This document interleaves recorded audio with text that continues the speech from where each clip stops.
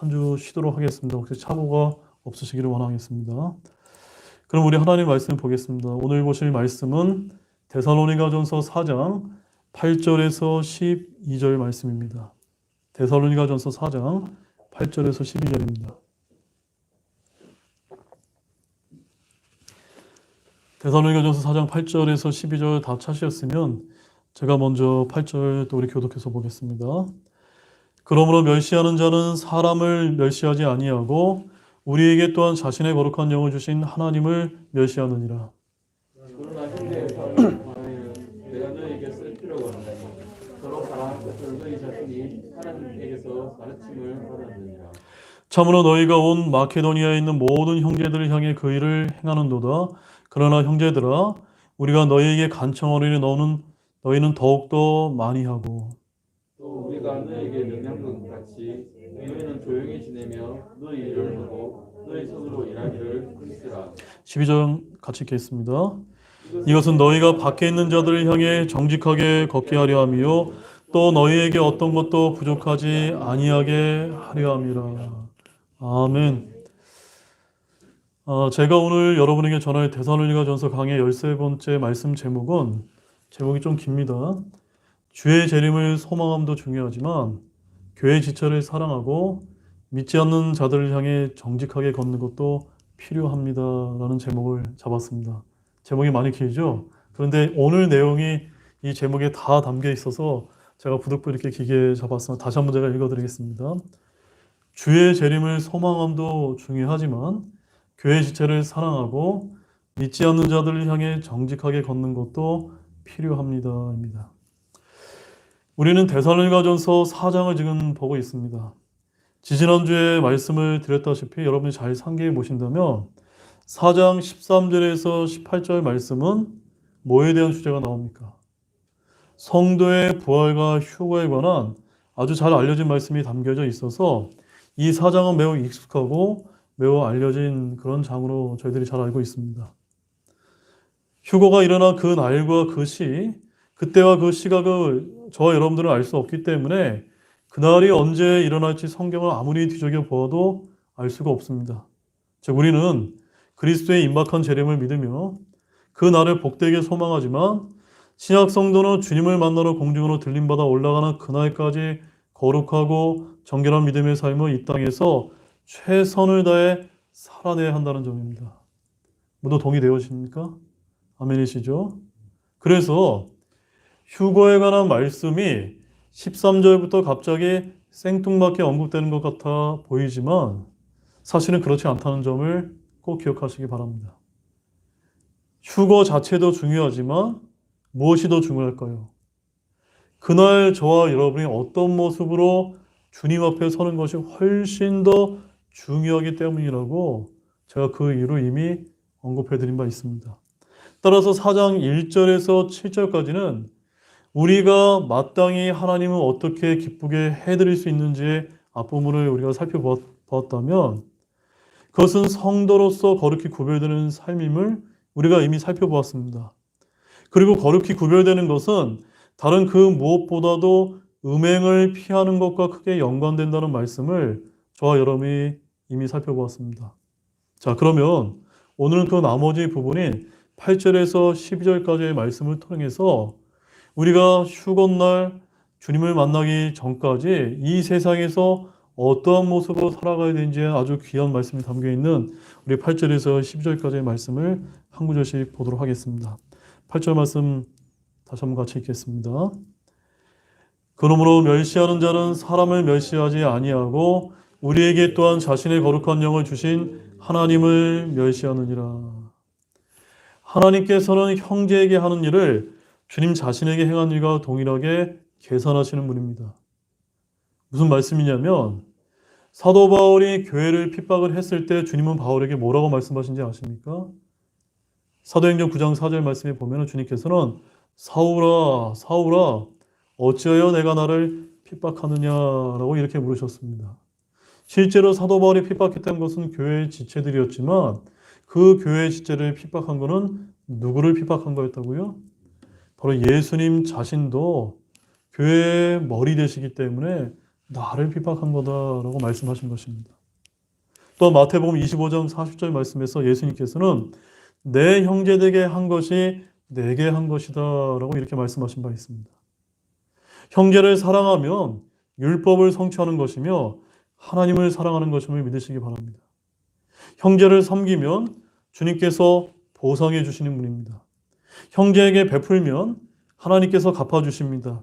이와 반대로 형제를 실족하게 하는 자는 화가 있다는 것을 또한 잊지 마시기 바랍니다. 우리 마태복음 18장 6절에서 7절 말씀 한번 보시겠습니다. 마태복음 18장 6절에서 7절 말씀입니다.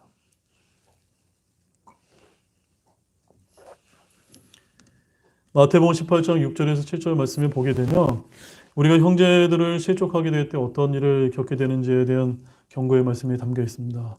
다 차신 줄 알고 다 같이 읽어보겠습니다.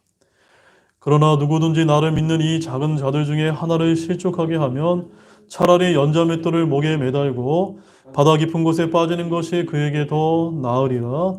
실족하게 하는 일들로 인하여 세상에 화가 있으리로다.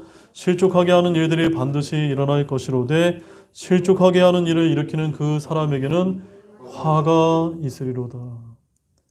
실족하게 하는 일을 행하게 되면 무엇이 있다고요? 화가 있다고 하는 이 경고의 말씀 잘 듣고 잊지 않는 여러분 되시기 원합니다. 사실 제가 이 말씀을 읽으면서 제가 목회를 하면서 제일 어려운 부분이 바로 이 부분이다라고 여러분이 강조를 드리겠습니다. 목사로서 제가 하나님의 진리의 말씀을 분명하게 선포할 수밖에 없는데 그럴 때마다 지체들의 영적 상태로 인해 그 진리를 받지 못해서 교회를 떠나는 경우들이 어쩔 수 없이 생겨나곤 하는 것 같습니다. 그럴 때마다 저 역시도 이런 주님의 경고를 알기 때문에 상당히 고민이 든다는 것을 여러분에게 솔직히 드리는 말씀입니다. 그러나 교회는 어떤 곳입니까? 우선 바른 진리가 선포되는 것이 맞기 때문에 저는 우선순위를 거기에 먼저 맞출 수밖에 없습니다. 그 다음에 진리를 선포한 다음에 그 말씀을 잘 받지 못하거나 분별력이 약해서 연약한 지체가 떠나지 않도록 주님께 도움을 구하고 기도할 수밖에 없을 때가 많이 있습니다. 그래서 참으로 저는 최근 들어서 제가 많이 드는 생각은 목회가 참으로 쉽지 않구나 라는 걸 제가 많이 느끼게 되기 때문에 여러분들이 저를 위해서 많이 좀 기도를 해주시기 바라겠습니다. 또 야고보서 4장 11절 말씀에 이런 말씀이 있습니다. 야고보서 4장 11절 말씀에 이런 말씀이 있습니다. 형제들아 서로 비방하지 말라. 자기 형제를 비방하는 자나 자기 형제를 판단하는 자는 율법을 비방하며 율법을 판단하는 자니라. 그러나 만일 내가 율법을 판단하면 율법을 행하는 자가 판단하는 자로다. 형제를 비방하는 자는 무엇을 비방하는 자라고요? 자기 형제를 비방하는 자요 율법을 비방하고 판단하는 자라고 여기서 말씀을 하고 계십니다. 또 오늘 보면 6절 말씀에 보게 되면 아무도 어떤 일에서든지 도를 넘어 자기 형제를 속여 빼앗지 말라라고 이렇게 말씀하셨습니다. 이처럼 자기 형제를 속여 빼앗는 자를 향해 주님께서는 어떤 분이라고 기록하고 있습니까? 복수하는 분이시다라는 이 말씀을 여러분 꼭 기억하시기 바랍니다. 8절 말씀을 다시 한번 보게 되면 그러므로 멸시하는 자는 사람을 멸시 아니하고 하나님을 멸시하느니라. 여기서 중요한 것은 하나님의 피를 나눈 형제를 멸시하는 자는 하나님을 멸시하는 자라는 사실입니다. 그러나 여기서 우리가 오해해서는 안 되는 점은 죄를 짓고 잘못을 한 형제를 무조건 모르는 채하고 감싸주는 것만이 사랑은 아니라는 것도 저와 여러분이 반드시 알아야만 합니다. 고린도전서 13장 6절 말씀에 의하면 사랑은 불법을 기뻐하지 아니하고 진리를 기뻐하며라고 이렇게 되어 있습니다. 따라서 형제의 잘못과 범죄한 것이 있다면 그가 주님께 회개로 들고 나갈 수 있도록 사랑의 조언을 해주는 것이 진짜 그 형제이자 지체를 사랑하는 것임을 여러분들이 아시기 바랍니다. 여러분 이해가 되셨습니까? 알면서도 진리를 이야기해 주지 않고 좋은 게 좋은 게로 그냥 놔두게 되면 그것은 그 지체를 사랑하는 것이 아니라 어떻게 하는 것이 되는 겁니까? 그 지체를 망하게 하는 길이라는 사실입니다. 한 가지 예를 들어보자면 오늘날 창궐하는 남색하는 자들을 여러분들 한번 보시기 바랍니다. 어떤 신자들은 하나님의 왼쪽 가치에 기울어져 있어서 남색이 죄가 아니라 유전적인 정신병일 수도 있기 때문에 사랑으로 감수어 주어야 된다라고 이렇게 주장하곤 합니다. 매우 그럴싸한 주장입니다. 또 어떤 신자는 교만도 죄이고 탐욕도 죄인데 굳이 왜 남색하는 자만 그렇게 죄라고 지적을 하면서 주장을 하냐면서 그들을 또 감싸주려고 합니다. 이건 역시도 매우 그럴듯해 보이는 주장입니다. 그러나 열왕기상 15장 12절에서 뭐라고 말씀하시냐면 남색하는 자들을 그 땅에서 쫓아내고 자기 조상들이 만든 모든 우상을 제거하며 라고 이렇게 말씀을 하고 계시고 또 레위기 20장 13절 말씀에서는 또 남자가 여자와 함께 눕듯이 남자와 함께 누우면 둘 다 가증한 짓을 행하였은즉 반드시 그들을 죽일지니 그들의 피가 그들에게 돌아가리라 라고 이렇게 경고하고 계십니다. 여러분 이와 같은 말씀들 어떻게 생각이 되십니까? 하나님께서 남색하는 자들을 쫓아내고 심지어 구약의 율법 시대에는 그들을 죽이기까지 하셨는데 주님께서 사랑이 없으시기 때문에 그렇게 하셨다고 여러분 생각이 되어지십니까? 그런 것이 아니라는 점을 여러분도 잘 알고 계실 것입니다. 우리는 이것을 이렇게 보아야만 합니다. 남색도 죄이고 교만도 탐욕도 모두 죄가 맞습니다. 그러나 그 중에서 큰 죄가 있고 작은 죄가 있는데 하나님께서 극도로 미워하시는 그 죄가 바로 가증한 죄가 바로 남색하는 죄, 바로 동성애의 죄라는 그런 사실입니다. 인간은 누구나 죄성을 지니고 있기 때문에 교만과 탐욕의 죄를 모두 다 짓지 않고 사는 사람은 단 한 사람도 없습니다.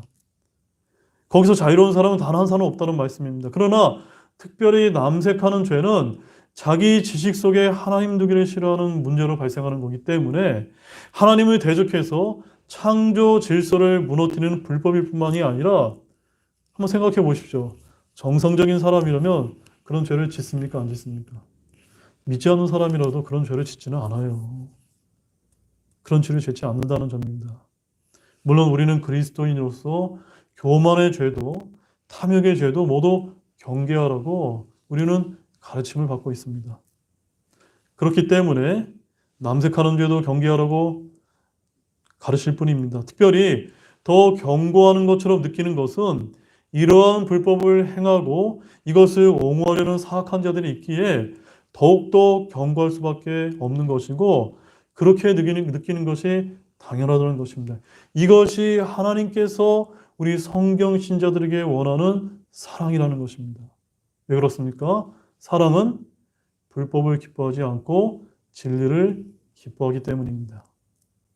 아무튼 우리 주위에 이런 음행과 불법을 저지르고 방관하는 지체가 혹여 있다면 그것을 방관해서는 안 됩니다. 그것이 죄임을 분명하게 알려주는 것이 진짜로 그 지체를 멸시하는 것이 아니라 사랑하는 것이라고 성경은 강조하고 있다는 점입니다. 또한 형제를 판단하는 자는 자신을 정죄하는 자입니다. 이 말씀도 저와 여러분들이 오해해서는 절대 안 됩니다. 우리는 판단받지 않기 위해서 함부로 판단해서는 안 됩니다. 아멘이십니까? 그래서 마태복음 7장 1절에서 너희가 판단받지 아니하도록 판단하지 말라라고 이렇게 되어 있습니다. 그러나 저와 여러분은 어떻게 해야 됩니까? 판단을 해야 될 때도 있습니까? 없습니까? 있다는 점입니다. 우리 그리스도인들은 반드시 모든 것을 판단해야 된다고 이렇게 말씀하고 계십니다. 그래서 고린도전서 2장 15절 말씀에 이렇게 말씀하십니다. 오직 영에 속한 사람은 모든 것을 판단하나. 한번 따라해 보시겠습니까? 오직 영에 속한 사람은 모든 것을 판단하나. 저와 여러분은 판단을 해야 됩니까? 안 해야 됩니까? 판단해야 됩니다. 그것이 그른지 옳은지 하나님의 말씀에 비춰봐서 판단을 해야 된답니다. 누군가 몰래 들어와서 거짓 교리와 가르침을 전파하며 교회를 망치는 자라면 우리는 말씀으로 올바른지 아닌지를 판단을 해야 합니다. 이렇게 영에 속한 사람은 옳은지 그른지 모든 것을 잘 판단해야 합니다. 다만 그 판단이 형제를 비방하거나 멸시하는 것은 됩니까? 안 됩니까? 안 된다는 점입니다. 즉 말씀의 균형을 유지하는 가운데 우리가 이것을 잘 알아야 된다는 그런 말씀입니다. 따라서 우리는 형제들을 잘못 판단하고 멸시함으로써 하나님까지 멸시하는 죄를 범하지 않도록 주의하시는 모든 분들이 되시기를 원합니다. 본문 9절 말씀 보겠습니다. 그러나 형제의 사랑에 관하여는 내가 너희에게 쓸 필요가 없나니 서로 사랑할 것을 너희 자신이 하나님에게서 가르침을 받았느니라.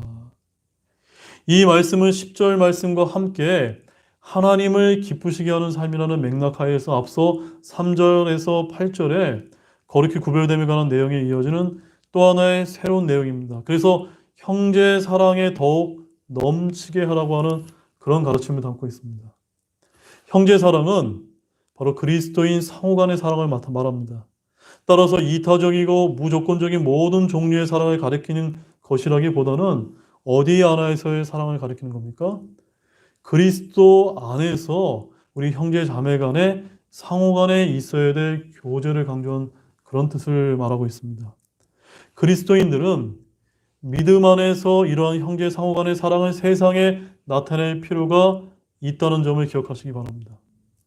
이러한 사랑의 모습을 통해서 세상 사람들은 그를 예수 그리스도의 제자로 인정하게 될 수 있을 것이기 때문입니다. 자, 우리 요한복음 13장 34절과 35절 말씀을 보시겠습니다. 요한복음 13장 34절, 35절 말씀입니다.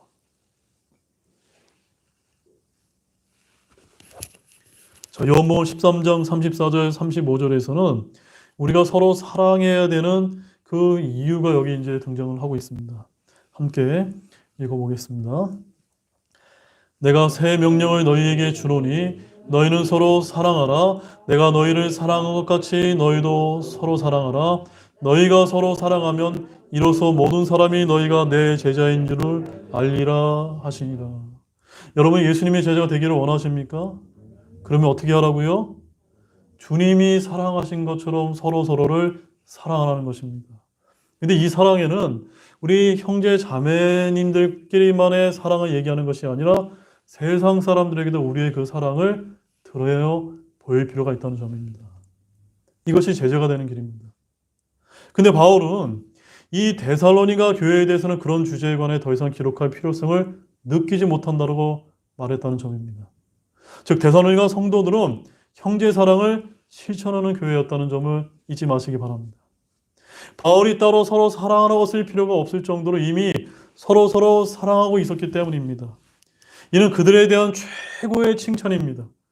데살로니가 교회 성도들은 각 개인의 이익을 위해 모인 세상의 친교 모임과 달리 모이기만 하면 형제의 영적, 육적, 물질적인 필요를 살피고 사랑을 베푸는 그러한 신자들의 모임이었습니다. 그래서 혹자는 이렇게 얘기합니다. 사랑이 그들의 마음에 아로 새겨져 있었기 때문에 그것에 관해 종이에 쓸 필요가 없었다. 멋진 말이 아닙니까?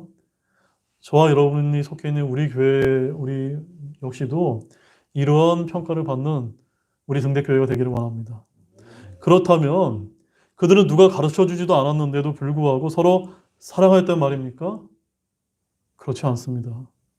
바울은 그들이 그렇게 하도록 가르치신 분은 하나님이시라고 강조하고 있습니다. 그러나 이는 그들이 하나님으로부터 직접 계시를 받았다는 것을 의미하지는 않습니다. 그들은 직접적으로 사도들을 통해 간접적으로 성령을 통해 가르침을 받았습니다. 그러나 무엇보다도 사랑할 수 있는 힘의 원천은 믿는 자들 안에 내주에 계신 성령을 통한 하나님의 능력에 있다 할 것입니다. 이처럼 사랑은 성령의 가장 좋은 설매이며 성령의 열매라는 사실입니다. 9절 말씀 다시 한번 보게 되면 맨 하반절에 이렇게 기록되어 있죠. 너희 자신이 누구에게서 가르침을 받았다고요? 하나님에게서 가르침을 받았느니라. 바로 이 말씀은 사도들에게 배운 가르침, 그 말씀을 주의 말씀으로 받았음을 입증해 주는 그런 말씀입니다. 이들은 하나님의 말씀을 사람의 말로 받지 않고 하나님이 하신 말씀으로 받아 믿음과 결합함으로 사랑이라고 하는 좋은 열매를 풍성히 맺었다는 사실을 잊지 않는 여러분이 되기를 원합니다. 본문 10절 말씀 보겠습니다. 참으로 너희가 온 마케도니아에 있는 모든 형제들을 향해 그 일을 행하는도다.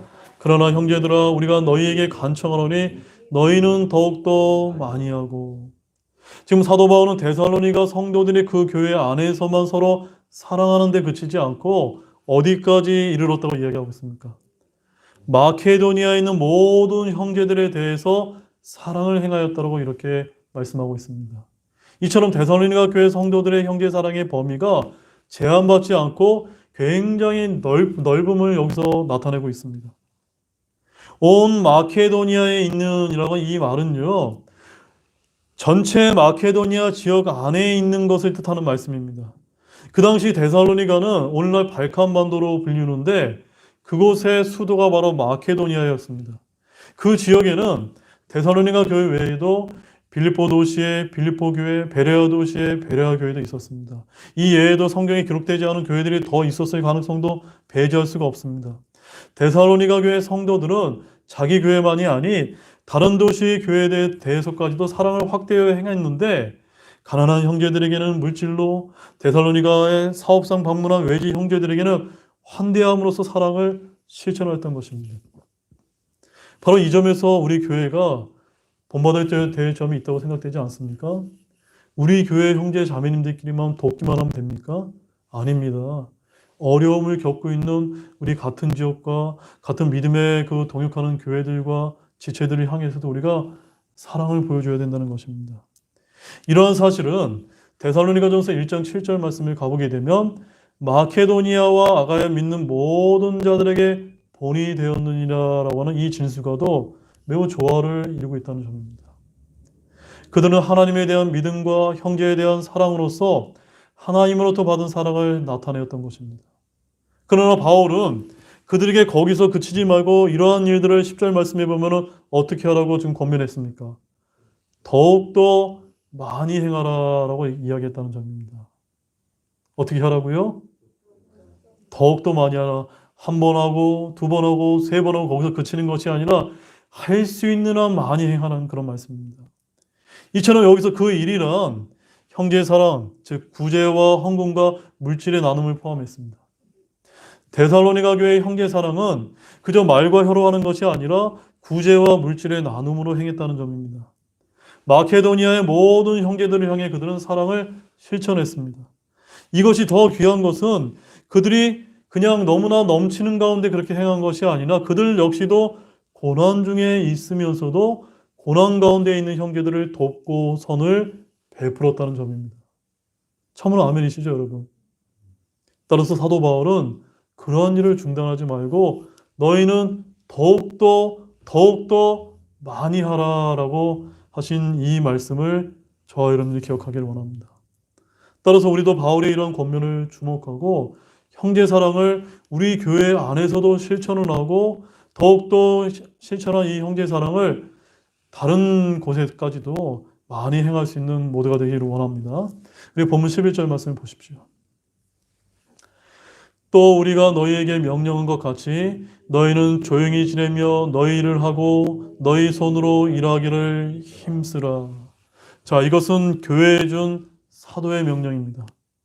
각자 자신의 일을 하라는 것입니다. 그리스도인은 일하지 않고 놀고 먹는 사람들이 아니라는 점을 여러분 잘 알고 계실 것입니다. 직업을 가지고 부지런히 일을 하며 지내는데 힘써야 된다는 그런 말씀입니다. 특히 그리스도인들은 부자가 되기 위해서 열심히 일하는 것이 아니라는 점도 꼭 기억하시기 바랍니다. 잠언 23장 4절 말씀 한번 보실까요? 잠언 23장 4절 말씀.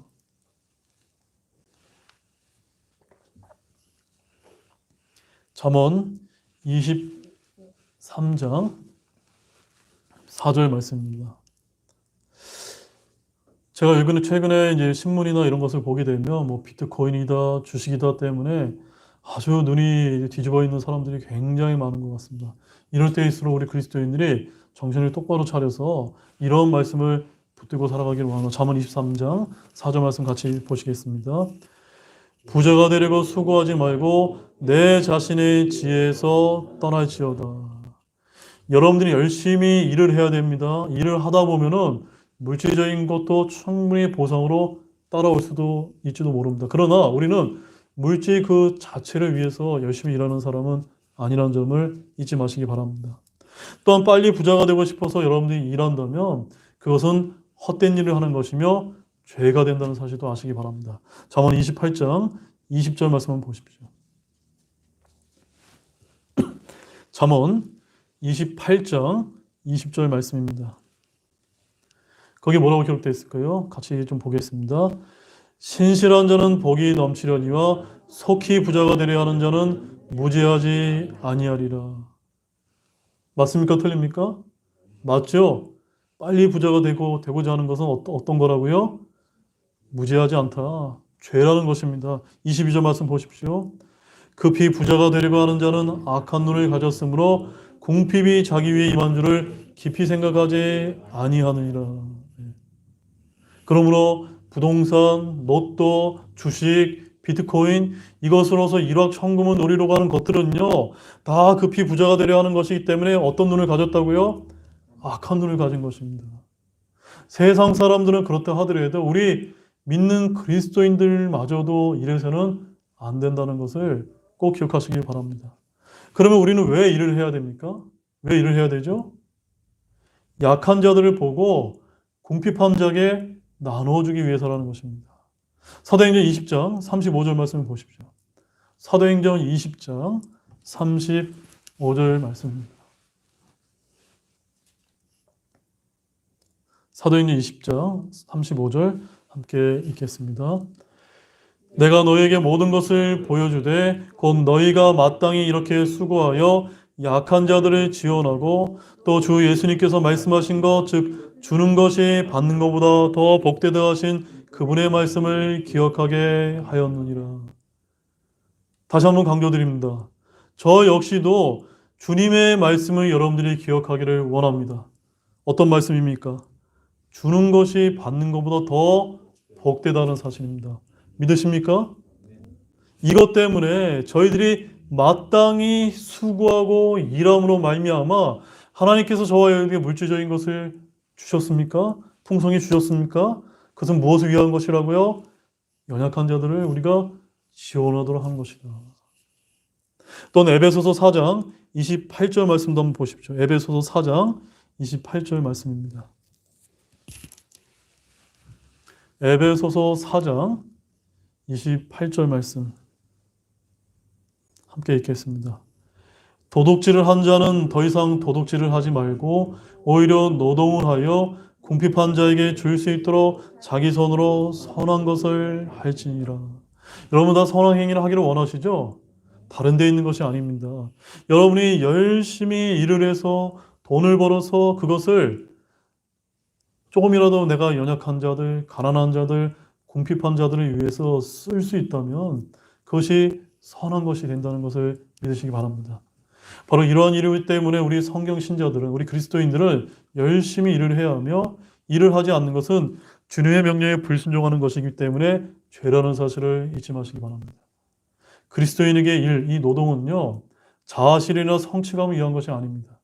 주의 명령에 순종하고 주의 말씀대로 행하기 위한 것입니다. 말씀에 따라 일하는 노동은 고된 노용이 아니라 신성한 사역이라는 사실입니다. 그래서 바울은 본문 11절과 12절에서도 자기 일에 충실하며 근면하게 일하라고 권면을 한 바가 있습니다.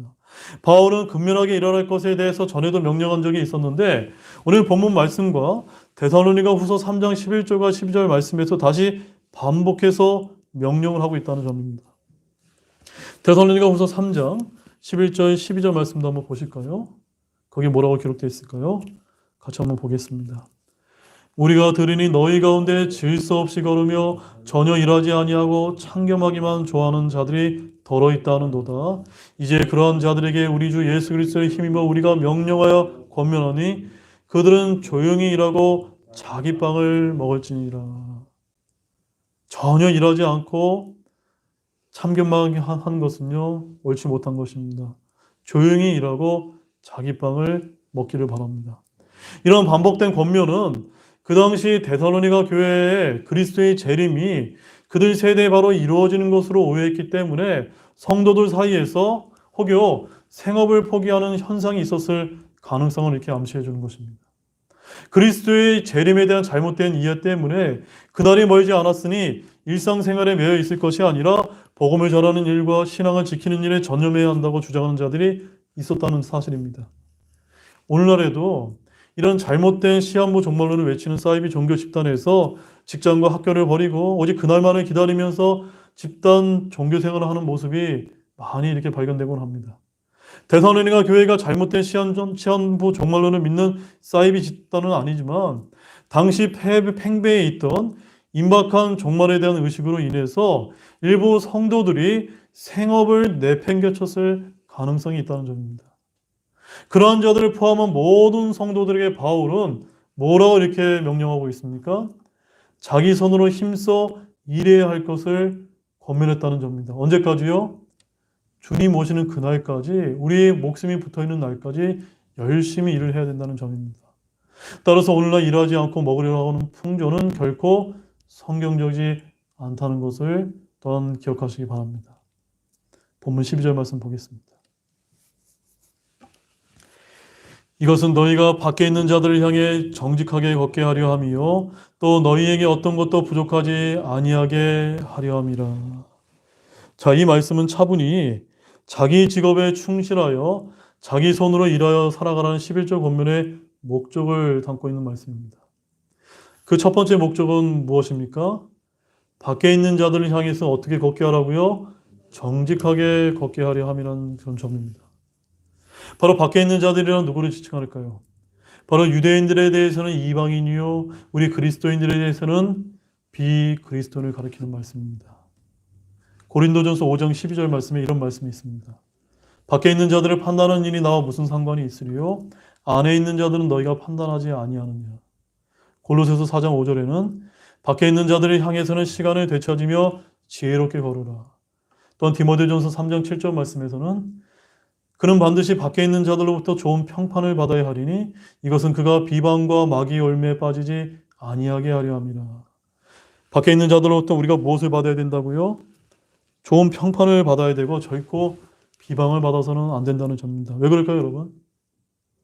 우리 그리스도인들이 쓸데없이 불신자들의 비난과 빈축을 사서는 안 됩니다. 그 이유는요, 바로 불신자들이, 즉 믿지 않는 자들이 저와 여러분의 삶을 주시하면서 어떻게 하면 비난거리를 찾으려고 예의주시하고 있기 때문이라는 사실입니다. 그런데 만약 그리스도인들이 임박한 종말론만을 믿고 생업을 게을리하고 문제만 일으킨다면 분명히 믿지 않는 자들이 얼마나 저와 여러분들을 손가락질하지 않겠습니까? 그렇죠, 여러분? 바로 그리스도인을 부르신 하나님의 이름을 욕되게 하고 복음 전도의 문을 닫게 하는 결과를 초래할 것이기 때문이라는 사실입니다. 또한 바울이 자기 손으로 힘써 일하라고 권면한 두 번째 목적은 무엇이었습니까? 그것은 또 너희에게 어떠한 것도 부족하지 아니하게 하려 합니다. 이게 무슨 말일까요? 뭐에서 부족하지 아니하게 하는 것입니까? 물질적으로 깊은 삶을 살지 않도록 하기 위해서 힘써 일하라는 것입니다. 제가 가끔씩 기도할 때 또 여러분들을 위해서 보이지 않는 가운데 기도할 때 우리 교회 각 성도님들이 그 가정들이 하나님께서 채워주셔서 어려움을 겪지 않도록 해달라는 기도를 제가 드립니다. 그러나 그것은요 그냥 마냥 채워주는 것이 아니라 여러분들이 힘써 일함으로써 하나님께서 보살펴 주기를 간구하는 그런 기도라는 사실입니다. 이로써 우리 자신이 부족하지 않게 하려는 것입니다. 일을 하지 않게 되면요 물질적으로 어려움을 당하게 되어 있고 다른 사람들에게 의존하게 되어 있다는 점입니다. 자기는 일하지 않으면서 하나님께서 채워주시기만을 기다리는 사람들이 있는데 그런 사람들은 자신들의 기대와 달리 평생 궁핍과 가난을 면하지 못할 수밖에 없다는 사실도 잊지 마시기 바랍니다. 우리 잠언 6장 6절에서 11절 말씀 한번 보겠습니다. 잠언 6장 6절에서 11절 말씀. 자, 지금부터는 잠언에 있는 말씀을 통해서 우리가 게으름에 대한 말씀 몇 구절만 좀 보도록 하겠습니다. 잠언 6장 6절에서 11절 말씀 함께 읽겠습니다. 너 게으른 자여 개미에게도 가서 개미의 길들을 깊이 살펴보고 지혜로운 자가 되라.